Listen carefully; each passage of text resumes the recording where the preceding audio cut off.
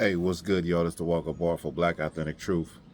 And I'm out here in Atlanta for the Passover. It's cool. Um, so far, I like the weather. Kind of reminds me of North Carolina, of course, coming from the West Coast where it's a lot more drier or whatnot. But yeah, so that's where I'm at right now. I just want to say, I want to talk about. There's some comments on some of the videos I made about the Carmelo Anthony, Austin Metcalf situation. And somebody said basically, if the race was switched, this would you wouldn't be saying the same thing.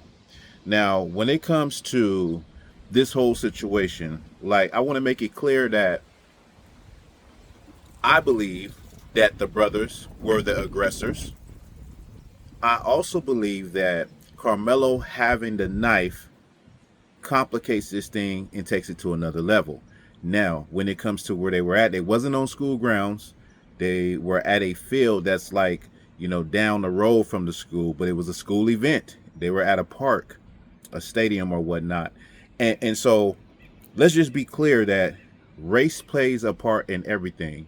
And if the races was switched, if it was a white kid that unalived a black kid, of course it would still have that racial friction. But you got to understand, these white supremacists, excuse me, these white supremacists in these MAGA people, they are over the top with the idea that in that narrative that's been spun, that this is a Christian good kid, football player, football star, all American kid that was unalived by a black thug super predator, when that is not the case. And if it was switched, of course it would have the same racial element to it.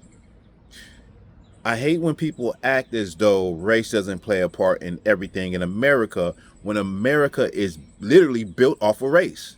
Literally built off of race.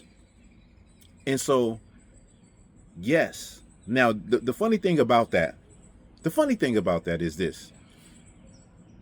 I'm a Hebrew Israelite. When we talk on the streets, people always take the stance that, we want to inflict harm on a group of white people or white people in general. And if a person asks me, do you hate white people? Or they say this, this is what they say. It's because that I'm white. It's because that I'm white that you guys are basically racist. And like the person in those comments said, listen, it has nothing to do with race. It is about the crimes and the atrocities that was committed by a certain race. It just so happens that they are the white race. They could be the purple race. They could be the green race. It is not about the color of the skin, not blue eyes, blonde hair. It don't have nothing to do with that.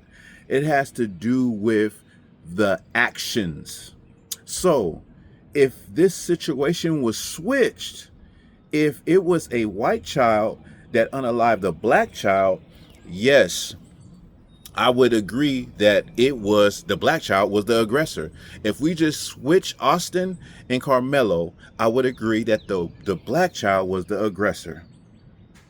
He the one that confronted the white child and pressed him and touched him physically. And I would say that the white child is out of line because he had a knife. So I'm not defending Carmelo in that aspect.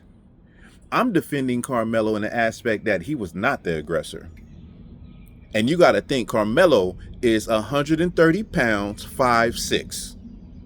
He's small.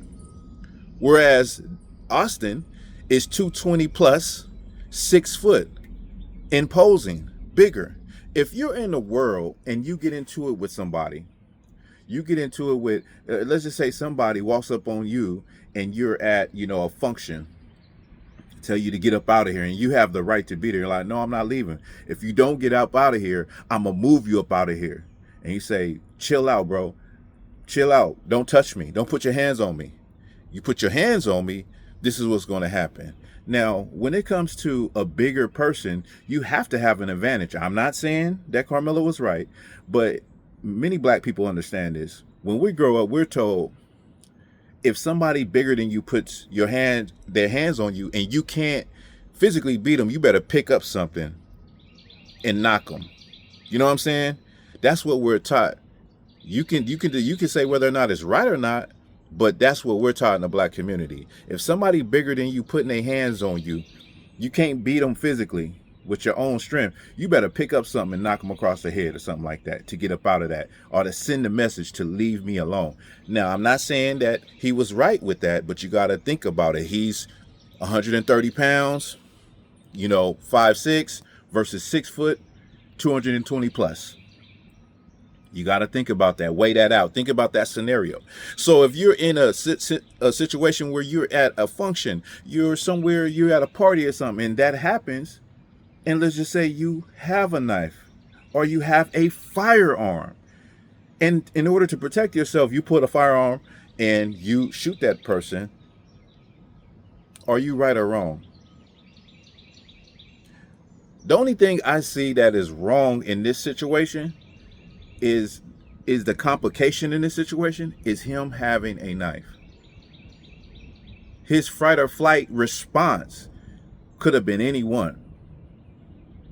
And I said, what if he would have just hit him so quick and so fast that he knocked him and he tripped and fell and he hit his head on the bleachers or something and he died that way? Would we still be talking about it? I think we would, because it's always a racial element in there when it's black and white. If it was two white males, you wouldn't hear about it. If it was two black males, you definitely would hear about it. No one would care. You know what I mean? But the fact that this is between a black male and a white male, they are running with that narrative that this is some super predator, some thug, some crash out, that eventually he was going to do this to somebody. And this boy was an all-American football player, from a Christian family, good American values, and his life was taken from this thug, from this black boy. You know what I mean? So let me know what y'all think about what I just said. Do I have a point? Or do you agree with the point? Or maybe you don't agree with the point. Whatever it is, put it in the comments. Black Authentic Truth.